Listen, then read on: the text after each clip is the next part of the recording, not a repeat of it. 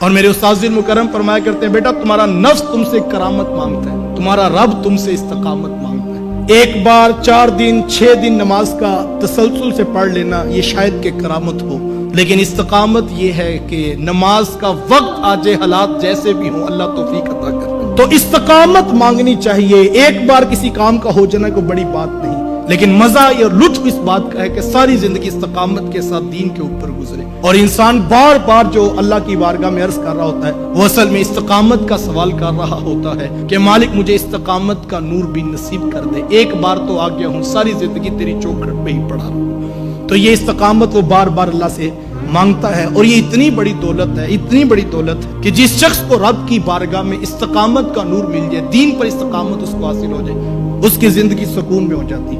اور ہم اپنے اسلاف کی زندگیاں دیکھتے ہیں کہ وہ ساری زندگی اس استقامت کے لیے حسن خاتمہ کی دعائیں کیا کرتے ہیں۔ حضرت ابو بلیکہ رضی اللہ تعالیٰ عنہ فرماتے ہیں میں 30 اصحاب رسول سے ملاقات کی ہے، اور میں نے 30 اصحاب رسول کے اندر ایک چیز کو مشترک پایا، پہلے سے لے کر 30ویں شخص تک میں جس سے بھی ملا ہوں میں نے ہر شخص کو اپنے ایمان کے بارے سخت پریشان دیکھا۔ ہر کوئی یہی دعا کرتا تھا بس دعا کرو کہ خاتمہ ایمان پر ہو اور ہم خیر و عافیت سے اس دنیا سے رخصت ہو جائے۔ حضرت بایزید بسطامی علیہ رحمہ کے پاس ایک بڑی آئی نا، اور اس نے آ کر کہا حضرت ایک مسئلہ تو بتائیں۔ کہا پوچھو کیا ہے؟